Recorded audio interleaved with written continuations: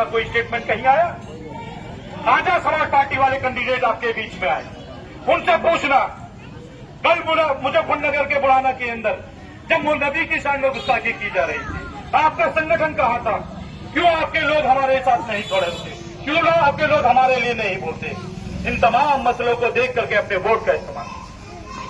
आज जरूरत है आपको ऐसे विधायक को चुनने की जो पार्लियामेंट में जिस तरह से बैरिस्टर सदुद्दीन ओवैसी बोलते हैं उसी तरह से विधानसभा के अंदर बोलते हैं।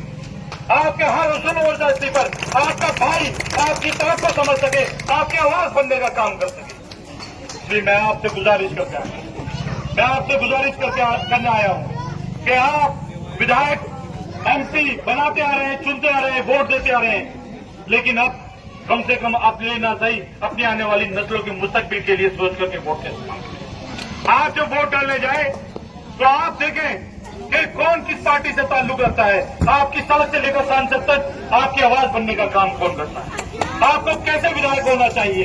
क्या आपका विधायक अब तक जिस तरह के आप लोग चुनते हैं इसी तरह का होना चाहिए, या आपका विधायक बैरिस्टर सदुद्दीन ओवैसी की तरह जिस तरह से वो पार्लियामेंट में डालते हैं उसी तरह से विधानसभा में डालने वाला फैसला आपको करना है। वक्त का तकाजा है। मैं सिर्फ आपसे ये गुजारिश करता हूं, ये रिक्वेस्ट करता हूं कि आपने बारी बारी सबको मौका दिया। ये 2.5 साल का चुनाव है। इस चुनाव में न किसी की सरकार बनेगी न बिगड़ेगी। इस चुनाव से न कोई आएगा न कोई जाएगा।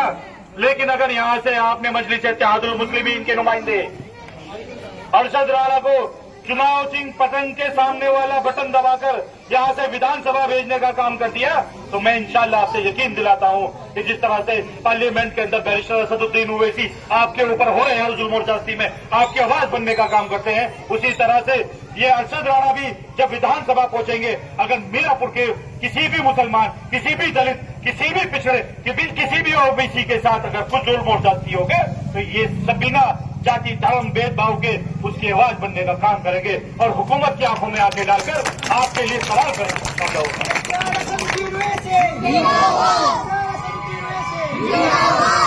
मैं अपने बुजुर्गों से, अपने नौजवान साथियों से मैं गुजारिश करता हूं कि 2.5 साल का चुनाव है, न कि आपकी वोट से किसी की सरकार बनेगी न कि बिगड़ेगी। इसलिए एक मौका अपने भाई, अपने क्षेत्र के नेता को भी दे, अपने बेटे को भी दे करके देंगे, अपने उस नेता को भी दे करके देखें जो आपको जानता नहीं है, लेकिन अगर खुदा न खास्ता कुछ मामलात आपके साथ में पेश आ जाए, मीरापुर विधानसभा के किसी भी व्यक्ति के साथ में कोई तकलीफ हो जाए, तो वो आपकी आवाज पार्लियामेंट में उठाने का काम करता है, उस आदमी के हाथों को मजबूत करने का काम करेंगे इंशाअल्लाह ताला।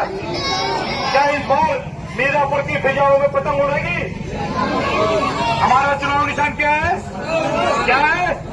हमारा नेता कौन? बैरिस्टर सदुद्दीन ओवैसी। कौन? हमारी पार्टी कौन सी? मजलिस इत्तेहादुल मुस्लिमीन। कौन सी पार्टी? एक बार मेरे साथ सब लोग नारा लगाए और मैं अपनी बात यहीं खत्म करता हूँ। ऑल इंडिया मजलिस इत्तेहादुल मुस्लिमीन, ऑल इंडिया मजलिस इत्तेहादुल मुस्लिमीन, बैरिस्टर सदुद्दीन ओवैसी, बैरिस्टर सदुद्दीन ओवैसी। निशान 23 तारीख को भूल मत जाना, पतंग के सामने वाला बटन दबा। बहुत बहुत शुक्रिया। अस्सलाम वालेकुम रहमतुल्लाह। अभी सदर मोहतरम आपसे गुफ्तगू कर रहे थे, इसके बाद में आपका वक्त न लेते हुए